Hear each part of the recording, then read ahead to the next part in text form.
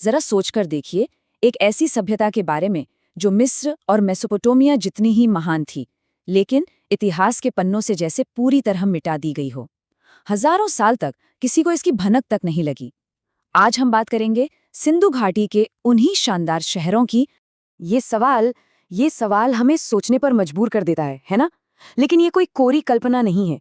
ये असल कहानी है सिंधु घाटी सभ्यता की।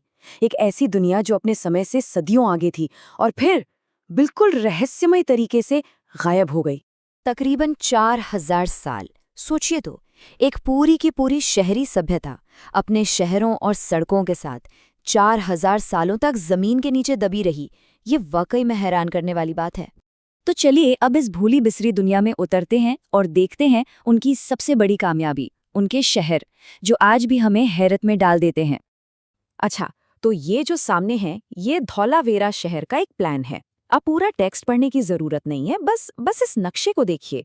सड़कें और गलियां एकदम सटीक ग्रिड बना रही हैं जो एक दूसरे को 90 डिग्री के एंगल पर काटती हैं। मतलब ये कोई ऐसी वैसी बसावट नहीं थी। ये तो हजारों साल पहले की गई एक बहुत ही सोची समझी मॉडर्न अर्बन प्लानिंग थी। और ये समझने के लिए कि ये कितना क्रांतिकारी था, चलिए इसकी तुलना उस समय की दूसरी महान सभ्यता मेसोपोटामिया से करते हैं।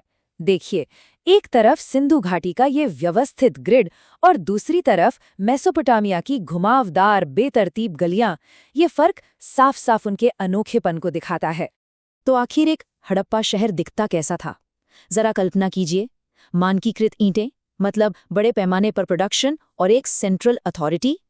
ढकी हुई नालियां, यानी पब्लिक हेल्थ की कितनी गहरी समझ थी।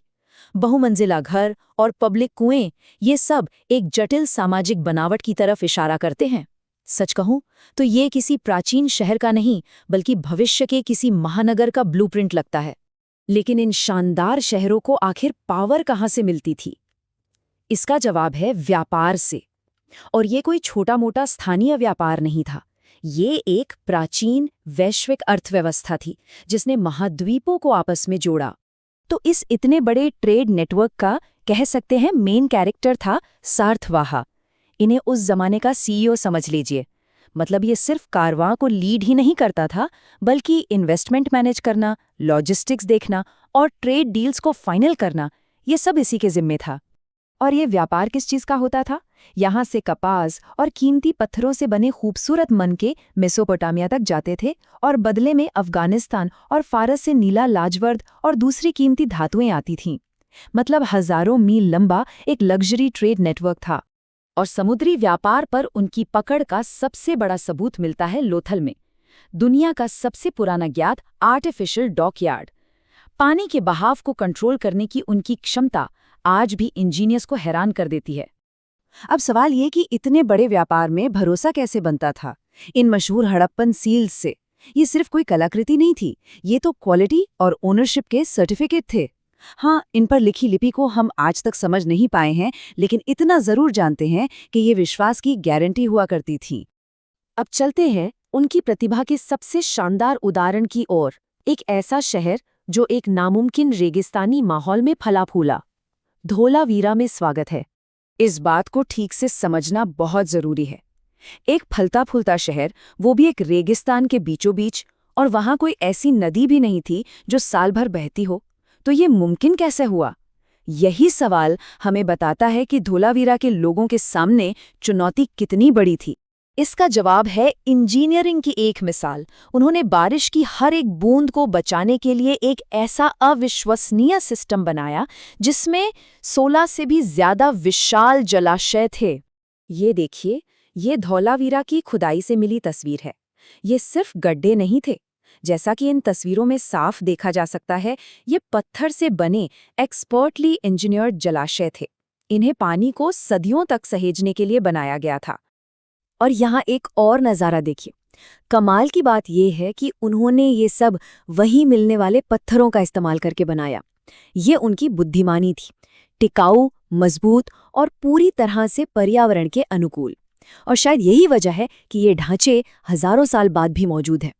तो उनकी रणनीति क्या थी? बहुत सीधी और असरदार।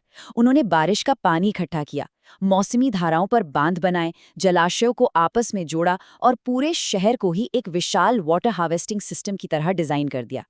ये जल प्रबंधन का एक अद्भुत उदाहरण था, इसमें कोई शक नहीं। और अब हम वापस उसी रहस्य पर आते हैं जिसके साथ हमने ये सफ़र शुरू किया था। अगर वो लोग इतने प्रतिभाशाली थे तो ये सब खत्म कैसे हो गया? तो सवाल यही उठता है, इतनी बेहतरीन तकनीक और प्लानिंग के बावजूद आखिर वो गायब कैसे हो गए? वैज्ञानिकों के पास कुछ थ्योरीज हैं, पर कोई एक पक्का जवाब नहीं है। सबसे बड़ी वजह शायद क्लाइमेट चेंज थी, लंबे समय तक सूखा पड़ना। ये भी हो सकता है कि जीवन देने वाली नदियां अपना रास्ता बदल गई, या फिर मेसोपोटामिया जैसे बड़े व्यापारिक भागीदारों से उनका लिंक टूट गया। हो सकता है ये कोई एक वजह नहीं, बल्कि इन सबका मिला जुला असर रहा हो। लेकिन कहानी यहाँ खत्म नहीं होती, क्योंकि 4000 साल बाद भी ये प्राचीन सभ्यता हमें आज भी बहुत कुछ सिखा सकती है। विशेषज्ञों का ये कथन सच कहूं तो सब कुछ कह देता है। धोलावीरा में अपनाई गई पानी बचाने की तकनीकें आज की दुनिया के लिए एक बहुत बड़ा सबक हैं। एक ऐसी दुनिया जो पानी की कमी और क्लाइमेट चेंज से जूझ रही है। और ये सिर्फ कोई किताबी सबक नहीं है। आज ठीक उसी जगह पर जहां प्राचीन लोथल का बंदरगाह था, दुनिया का सबसे बड़ा समुद्री संग्रहालय बनाया जा रहा है।